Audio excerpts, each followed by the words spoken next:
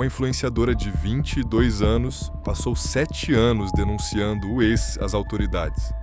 No dia em que a justiça finalmente ficou do lado dela, um falso entregador apareceu na porta da sua casa com uma caixa de chocolates e a matou. Um jovem universitário foi a uma festa de Halloween e nunca voltou para casa. A Colômbia está buscando a verdade há 15 anos e ainda não encontrou. E uma menina de 12 anos saiu para comprar shampoo para o cachorro dela. A loja ficava a 5 minutos de distância. O dono era o vizinho que ela conhecia a vida toda. Esse é o lado sombrio da internet na Colômbia. No dia 14 de maio de 2025, um juiz em Cúcuta proferiu uma sentença.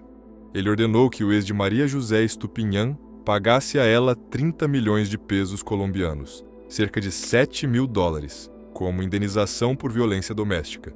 Maria José vinha denunciando esse homem desde os 16 anos. Ela tinha ativado protocolos de proteção, tinha pedido ajuda ao Estado. E naquele dia, finalmente, a justiça ficou do lado dela. Na manhã seguinte, ela saiu de casa para receber uma caixa de chocolates. E a mataram. Colômbia, um país que entre janeiro e outubro de 2024 registrou 187 feminicídios noticiados pela mídia. 187 em 10 meses. E em 129 desses casos, o agressor era o parceiro ou ex-parceiro da vítima. Maria José Estupiñán Sanches nasceu em 2003 em Cúcuta, capital do departamento de Norte de Santander, bem na fronteira com a Venezuela. Era modelo, empreendedora digital, estudante do 3º ano de comunicação social na Universidade Francisco de Paula Santander. Tinha um negócio de moda online. Tinha milhares de seguidores nas redes sociais, onde postava conteúdo de beleza, lifestyle e moda. Todo mundo a conhecia como La Mona. Era carismática, sonhadora. Os amigos a descreviam como alguém cuja energia era simplesmente contagiante. Semanas antes da sua morte, ela tinha feito uma rinoplastia. Postou stories se arrumando no salão, dirigindo o carro novo, indo para a academia. Tinha uma viagem para Cartagena, planejada para o dia 15 de maio. Ela nunca chegou lá. Para entender o que aconteceu com Maria José naquela manhã, você precisa entender o que ela viveu nos 7 anos anteriores. Aos 16 anos, ainda menor de idade, ela começou um relacionamento com um homem mais velho. E desde o começo, esse relacionamento tinha violência. Em 2018, quando ela tinha mal 16 anos, ela registrou seu primeiro boletim de ocorrência formal por violência doméstica. Não foi o último. Por anos, Maria José ativou o que na Colômbia se chama de La Ruta de Protección, o sistema criado para proteger vítimas de violência de gênero. Ela fez denúncias, pediu medidas protetivas, seguiu cada passo que o sistema mandou ela seguir. E o sistema a deixou sozinha. Alejandra Vera, diretora da organização Mulher Denuncia e Muévete, disse isso diretamente para as câmeras depois do assassinato. Ela solicitou toda forma de assistência e proteção para viver uma vida livre de violência. O Estado colombiano falhou com essa jovem. No dia 15 de maio de 2025, às 8h12 da manhã, Maria José tinha acabado de voltar da academia. Ela estava em casa, no bairro El Bosque, em Cúcuta, arrumando as malas para a viagem para Cartagena. Lá fora, alguém bateu na porta. Era um homem vestido de entregador. Ele carregava uma caixa de chocolates. As câmeras de segurança do bairro registraram cada segundo do que aconteceu. Dá para ver o homem se aproximando da porta da frente. Dá para ver Maria José abrindo. Dá para ver o homem falar alguma coisa com ela enquanto segura a caixa. Dá para ver Maria José estender a mão para pegar. E nesse momento, o homem sacou uma arma e atirou no rosto dela. 6 tiros. A mãe de Maria José estava dentro de casa. Ela ouviu os tiros. Saiu correndo. E o que ela encontrou quando abriu aquela porta é algo que nenhuma mãe deveria jamais ter que ver. O grito dela, desesperado de partir o coração, foi gravado pelas câmeras de segurança junto com o vídeo do ataque. Esse áudio se espalhou por toda a Colômbia e pela maior parte da América Latina nas horas seguintes. Milhões de pessoas ouviram, e a maioria não conseguiu aguentar até o fim. As imagens das câmeras de segurança viralizaram em questão de horas. Não porque as pessoas quisessem ver algo horrível, mas porque a Colômbia precisava entender o que tinha acontecido. Porque 2 dias antes, no dia 13 de maio de 2025, a influenciadora mexicana Valéria Márquez tinha sido morta de uma forma quase idêntica. Um homem vestido de entregador entrou no salão de beleza dela enquanto ela fazia uma live no TikTok e atirou nela. Mesmo método, mesmo disfarce, mesmo pretexto do presente. País diferente, vítima diferente, mesma lógica. Usar a confiança de uma mulher, a disposição dela de abrir a porta, de aceitar algo como armadilha. O padrão do falso entregador não era novo. Já tinha sido documentado em outros países da região. Mas o fato de ter acontecido 2 vezes em 2 dias, com 2 mulheres que tinham presença nas redes sociais, fez a conversa explodir. Ser visível na internet torna as mulheres mais vulneráveis? Ter milhares de seguidores, compartilhar o dia a dia, mostrar onde você mora e quais são as suas rotinas, isso torna uma mulher um alvo mais fácil para quem quer machucá-la? A resposta desconfortável é sim. A visibilidade digital pode ser uma faca de 2 gumes. O mesmo Instagram que deu a Maria José uma plataforma, uma audiência e um negócio, também era uma fonte de informação para quem queria vê-la morta. A rotina dela, o endereço, os horários, o rosto. As autoridades abriram a investigação sob protocolo de feminicídio. O principal suspeito, embora no momento em que esse vídeo foi gravado, ele ainda não tivesse sido formalmente indiciado, era o ex-parceiro dela. O mesmo homem que ela tinha denunciado aos 16 anos. O mesmo contra quem ela tinha acabado de ganhar a sentença de indenização no dia anterior à sua morte. O coronel Leonardo Capacho, comandante da Polícia Metropolitana de Cúcuta, confirmou que a principal linha de investigação apontava para o ex. Pode se tratar de um suposto feminicídio, porque em anos anteriores ela registrou denúncias por violência doméstica. Pode se tratar. Na Colômbia, esse pode se tratar tem muito peso, porque num país onde 129 dos 187 feminicídios em 10 meses são cometidos por parceiros ou ex-parceiros, a estatística já responde à pergunta. O pistoleiro disfarçado de entregador ainda não tinha sido identificado publicamente quando esse roteiro foi escrito. A investigação continuava ativa. Tem algo nesse caso que vai além do assassinato individual de Maria José. Mesmo que o assassinato individual de Maria José já seja devastador o suficiente por si só. É a cadeia completa de falhas. Aos 16 anos, ela fez uma denúncia. Não foi o suficiente. Aos 22, ela ganhou uma decisão judicial. No dia seguinte, a mataram. O sistema mandou ela fazer as denúncias. Ela fez. O sistema mandou ela ativar o protocolo de proteção. Ela ativou. O sistema mandou ela confiar no processo judicial. Ela confiou. E no dia em que o processo judicial finalmente ficou do lado dela, no dia em que um juiz disse: "Sim, te fizeram mal, você merece uma indenização", alguém decidiu que isso não podia ficar assim. Maria José Estupiñán tinha 22 anos, tinha um negócio, tinha milhares de seguidores, tinha uma viagem para Cartagena planejada, tinha uma vida inteira que ela tinha construído apesar dos anos de violência que tinha suportado. E na manhã do dia 15 de maio de 2025, ela abriu a porta da sua casa acreditando que alguém tinha trazido um presente para ela. O nosso próximo caso também começa com uma noite que deveria ter sido uma noite qualquer. Também envolve um jovem com a vida toda pela frente.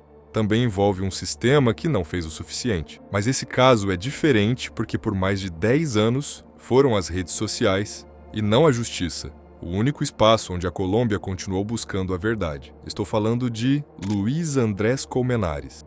No caso anterior, falamos de um sistema que falhou com uma mulher durante 7 anos, que a ouviu, deu formulários para ela preencher, deixou ela seguir o processo, e no dia em que esse processo finalmente ficou do lado dela, já era tarde demais. O nosso próximo caso também fala de um sistema que falhou, mas dessa vez a falha não foi de proteção, foi de verdade, foi de justiça. Foi da incapacidade de um país inteiro de responder uma pergunta que está sem resposta há 15 anos. O que realmente aconteceu com Luiz Andrés Colmenares? 31 de outubro de 2010. Bogotá, Colômbia. É Halloween. La Zona Rosa, o bairro de baladas e bares no norte de Bogotá, está lotada. Milhares de jovens fantasiados comemorando. Uma noite qualquer numa cidade que sabe festejar. Luiz Andrés Comenares tinha 20 anos. Estudava economia e engenharia industrial na Universidade de Los Andes, uma das universidades mais prestigiosas do país. Era de Villanueva, La Guajira. Tinha vindo para Bogotá para estudar. Era inteligente, organizado, analítico. Naquela noite ele chegou à balada fantasiado de diabo. Às 2h45 da manhã, alguém o viu pela última vez dentro da festa. Ele nunca voltou para casa. Na madrugada do dia 1º de novembro de 2010, o corpo de Luiz Andrés Comenares foi encontrado no Caño El Virrey, um canal de água que corta o Parque El Virrey, no norte de Bogotá, a poucos quarteirões de onde ele tinha estado comemorando. A versão inicial da polícia foi simples: acidente. Jovem em festa de Halloween, provavelmente bêbado, caiu no canal. Acontece, sem motivo para suspeitar de outra coisa. Os pais dele, Oneida Estupinhan e Alonso Comenares, não aceitaram. Desde o primeiro momento sentiram que algo não fechava, que os relatos dos amigos que estavam com ele naquela noite não batiam, que os machucados no corpo do filho não eram compatíveis com uma queda acidental, que havia detalhes demais que simplesmente não encaixavam. Foram à fiscalia, pediram que o caso fosse reaberto, insistiram, uma vez atrás da outra, e a Colômbia, que naquele momento não estava prestando muita atenção, ainda não tinha ideia de que o caso Comenares estava prestes a se tornar um dos mais acompanhados da história recente do país. Um ano após a morte de Luiz Andrés, a fiscalia reabriu a investigação. Uma segunda autópsia revelou algo que a primeira não tinha estabelecido com clareza. Luiz Andrés tinha machucados no corpo que não eram compatíveis com uma queda no canal. Alguns desses machucados podiam ter acontecido antes de ele entrar na água. Isso mudou tudo. Os investigadores começaram a olhar com muito mais atenção para as pessoas que estavam com Luiz Andrés naquela noite, e especialmente duas delas. Laura Moreno, que tinha um relacionamento romântico com Luiz Andrés na época, e Jesse Quintero, a melhor amiga de Laura, e Carlos Cárdenas, o ex-namorado de Laura, que também estava na região naquela noite. O que veio à tona durante a investigação foi uma história de triângulo amoroso, ciúme e tensão que a Colômbia acompanhou em tempo real por anos. Luiz Andrés e Laura Moreno tinham tido um relacionamento complicado. No caderno dele, encontrado durante a investigação, Luiz Andrés tinha escrito algo antes de sair para a festa de Halloween, que dizia tudo sobre o estado de espírito dele naquela noite. Como o bom estudante de economia que era, ele tinha feito uma análise SWOT, forças, fraquezas, oportunidades e ameaças, sobre ir ou não ir à festa com Laura. Na coluna dos prós de ir separados, ele escreveu: menos pressão para nós dois, evitar comentários sobre o relacionamento, mais liberdade. Era um garoto de 20 anos navegando o desconforto de estar no mesmo lugar que a ex, e processando isso com a metodologia que ensinavam para ele na faculdade. Essa foi a última coisa que ele escreveu naquele caderno. A fiscalia construiu uma teoria, que naquela noite tinha rolado uma briga, que Carlos Cárdenas, o ex de Laura, que supostamente ainda tinha sentimentos por ela, confrontou Luiz Andrés, que durante essa briga, Luiz Andrés levou os machucados encontrados no corpo dele, e que Laura e Jesse, que presenciaram o que aconteceu, mentiram para proteger Carlos. Carlos Cárdenas foi detido em 2012, mas o álibi dele, verificado pela geolocalização do celular, mostrava que ele não estava no local quando Comenares desapareceu. Foi absolvido em 2014. Laura Moreno e Jesse Quintero foram processadas por homicídio e falso testemunho. O processo foi longo, muito coberto pela mídia, e constantemente interrompido por novas revelações, testemunhos contraditórios e escândalos paralelos. 3 testemunhas foram condenadas por falso testemunho durante o processo, o que confirmava que alguém tinha mentido. Mas nunca ficou claro quem, nem exatamente sobre o quê. Em 2017, depois de 7 anos de processo judicial, Laura Moreno e Jesse Quintero foram absolvidas das acusações de homicídio por falta de provas conclusivas. A família Comenares não aceitou a absolvição, continuou lutando. Em 2024, o Supremo Tribunal admitiu uma cassação, um recurso legal que permite revisar uma sentença, contra a absolvição de Laura e Jesse. A Colômbia voltou a falar do caso, e em abril de 2026, 15 anos e meio após a morte de Luiz Andrés, o Supremo Tribunal de Justiça confirmou a absolvição definitiva das 2 mulheres. Não foi possível provar que Moreno e Quintero foram cúmplices de um homicídio, disse o tribunal. Na verdade, também não foi possível estabelecer de forma conclusiva que a morte de Comenares tenha sido um assassinato. 15 anos. E a resposta oficial é: não sabemos. Mas tem algo que faz o caso Comenares ser uma parte específica dessa série sobre essa internet. Porque a Colômbia acompanhou esse caso nas redes sociais de um jeito que nunca tinha acontecido antes no país. A partir de 2011, quando os pais de Luiz Andrés começaram a pressionar publicamente, as redes sociais se tornaram o segundo tribunal do caso. Fóruns no Facebook, onde usuários anônimos analisavam cada detalhe do processo. Grupos de WhatsApp, onde circulavam teorias, versões alternativas e testemunhos de pessoas que diziam ter visto algo naquela noite. Hashtags que viravam trending toda vez que aparecia uma novidade no julgamento. A família Comenares usou as redes deliberadamente para manter o caso vivo, para pressionar a fiscalia, para garantir que a Colômbia não esquecesse de Luiz Andrés. E funcionou. Por 15 anos, todo o Halloween, o caso Comenares voltava a ser assunto na Colômbia. Mas as redes também causaram estrago. Laura Moreno e Jessica Quintero foram condenadas pela opinião pública muito antes de qualquer juiz falar qualquer coisa. As fotos delas, os perfis, as histórias de vida circularam em fóruns onde milhares de pessoas, sem acesso às provas completas, sem formação jurídica, sem conhecer todos os fatos, as declaravam culpadas com uma certeza que nenhum tribunal conseguiu sustentar. Laura Moreno acabou desaparecendo completamente das redes sociais. Ela se casou em 2019 em Vila de Leyva, e as fotos do casamento se espalharam pela Colômbia como se fossem evidência de alguma coisa, como se o fato de ela ainda ter uma vida rolando fosse, de alguma forma, uma ofensa. Jessica Quintero, segundo os relatos, vive no exterior. Ninguém sabe exatamente onde. 2 mulheres que foram absolvidas pela justiça, vivendo escondidas do escrutínio público 15 anos depois de uma noite de Halloween. O que realmente aconteceu com Luiz Andrés Comenares? Ninguém sabe. Ou pelo menos, ninguém que sabe contou a verdade toda. As possibilidades continuam sendo as mesmas de 2011. Acidente. Ele caiu no canal, bêbado, na escuridão da madrugada. Briga, alguém bateu nele, e isso contribuiu para a morte dele ou a causou diretamente. Encobrimento. Havia testemunhas que viram algo e decidiram não contar, o que explicaria as condenações por falso testemunho. O Supremo Tribunal disse que não havia provas suficientes para condenar ninguém, mas Alonso Comenares, o pai de Luiz Andrés, ainda acredita que alguém sabe a verdade, que alguém naquela noite viu o que aconteceu e que essa pessoa decidiu, por qualquer razão, não falar. Luiz Andrés Comenares tinha 20 anos, estudava na universidade mais prestigiosa da Colômbia. Veio para Bogotá, de La Guajira, com uma vida inteira pela frente. Foi a uma festa de Halloween. E a Colômbia passa 15 anos sem saber como ele morreu. O nosso último caso de hoje também envolve alguém jovem. Também envolve alguém que confiou na pessoa errada. Mas esse caso tem algo que os outros não têm.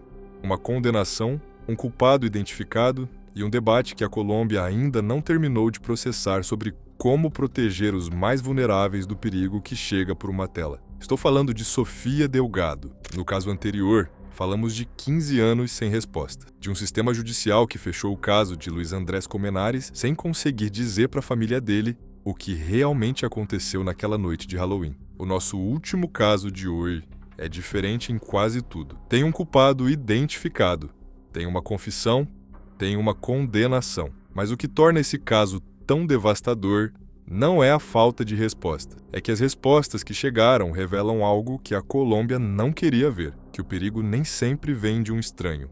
Às vezes vem do vizinho, do homem que tem a loja na esquina, do adulto que você conhece a vida toda e que um dia decide que a sua filha é um alvo. Essa é a história de Sofia Delgado.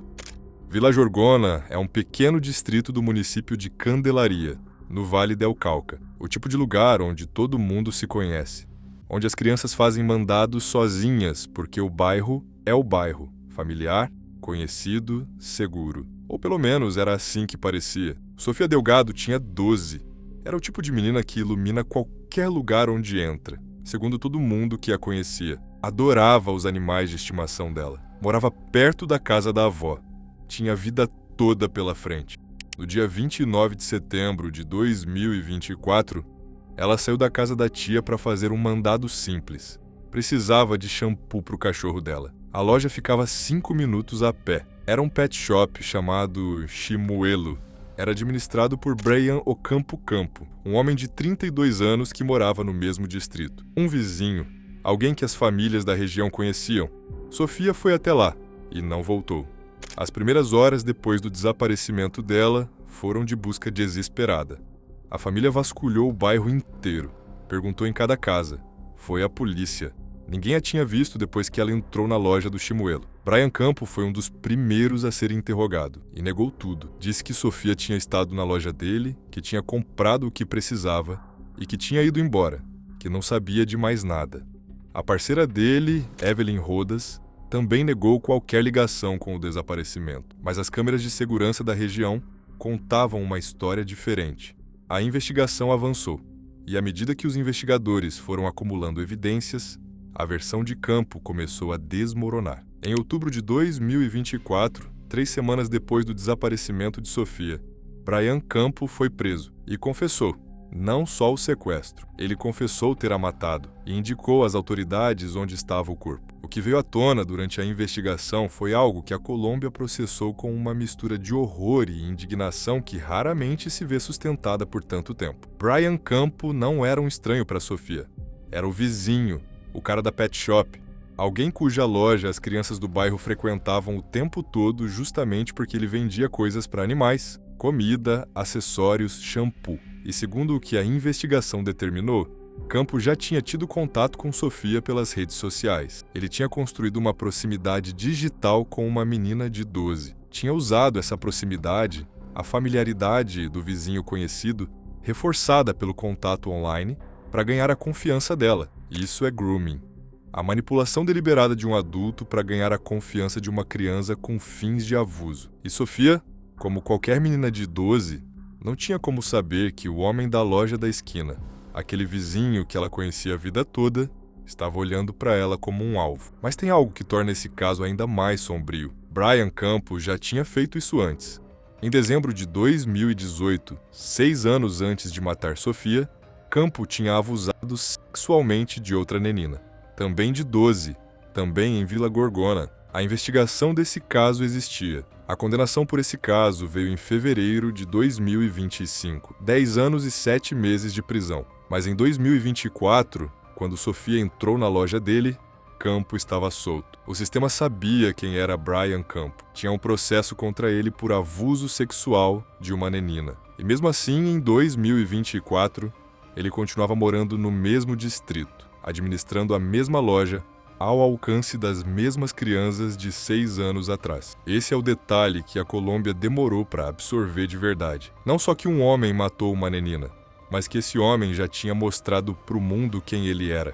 E o sistema não o tinha tirado do caminho das crianças daquele bairro. O desaparecimento e a morte de Sofia Delgado geraram uma das maiores reações populares da Colômbia em 2024. Manifestações em Candelaria, em Cali, em Bogotá. Vigílias com velas no bairro onde ela morava. A hashtag Justicia por Sofia em trending por dias em toda a Colômbia. Organizações de direitos da infância foram a público exigindo reformas urgentes nos protocolos de busca de menores desaparecidos e nos sistemas de registro de agressores sexuais. A família de Sofia anunciou a sentença nas redes sociais no dia anterior ao aniversário dela.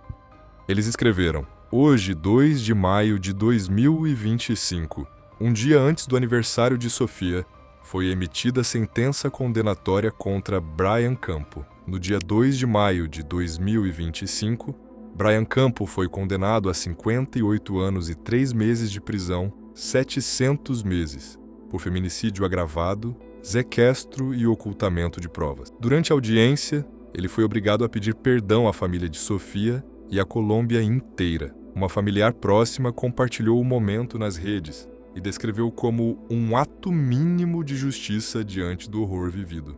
Mínimo, essa palavra diz tudo. O ângulo digital desse caso não é um perfil falso, nem um golpe romântico, nem alguma plataforma da Dark Web. É algo mais cotidiano. E é exatamente por isso que é mais difícil de combater. É um adulto usando as redes sociais para construir proximidade com uma menor, para aparecer no mundo digital dela como alguém familiar, conhecido, de confiança. Para reforçar com mensagens e contato online o relacionamento que ele já tinha no mundo físico, o vizinho, o cara da loja, até que essa confiança fosse suficiente para Sofia entrar sozinha na loja dele num domingo de manhã para buscar shampoo para o cachorro. Não foi uma operação sofisticada, não precisou de tecnologia avançada, só precisou de tempo, paciência e uma plataforma digital que permitiu a um predador estar presente na vida de uma menina além dos limites físicos do bairro. É isso que faz esse caso fazer parte dessa série. Não o crime em si, mas o sistema que o tornou possível. O vizinho que também é contato nas redes, a loja física que também tem presença digital. A confiança construída em duas dimensões simultâneas, a real e a virtual, até que a vítima não consegue mais distinguir uma da outra. Na Colômbia, entre janeiro e maio de 2024, antes de Sofia desaparecer, o Instituto Colombiano de Bem-Estar Familiar abriu 6.579 processos por violência sexual contra menores. 6.579 em 5 meses. São mais de 43 casos por dia. Sofia Delgado foi um deles, o mais visível, o que a Colômbia não conseguiu ignorar. O que encheu praças públicas, gerou hashtags e obrigou os políticos a falar. Mas os outros 6.578 daqueles 5 meses também existiram, com as suas próprias neninas, com os seus próprios vizinhos, com os seus próprios sistemas que falharam antes que alguém pudesse fazer alguma coisa. Sofia tinha 12. Saiu para buscar shampoo para o cachorro. A loja ficava a 5 minutos da casa da avó dela. E a Colômbia passa meses aprendendo o que já deveria saber. Que o perigo nem sempre tem cara de estranho. Às vezes tem cara de vizinho. Às vezes tem uma loja na esquina. Às vezes te manda mensagem pelas redes sociais. E às vezes, uma menina entra sem pensar 2 vezes porque conhece aquele homem a vida toda. Isso foi a Colômbia. 3 casos. 3 formas diferentes em que o mundo digital amplificou, expôs ou facilitou o pior lado das pessoas. Uma influenciadora que passou 7 anos denunciando o agressor e foi assassinada no dia seguinte a ganhar sua batalha judicial. Um jovem universitário cuja morte a Colômbia acompanhou por 15 anos nas redes sociais sem que ninguém conseguisse responder o que realmente aconteceu naquela noite. E uma menina de 12, cujo vizinho usou as redes sociais para ganhar a confiança dela antes de ela entrar na loja dele. Qual país eu devo cobrir no meu próximo vídeo? Vou ficar de olho nas sugestões de vocês.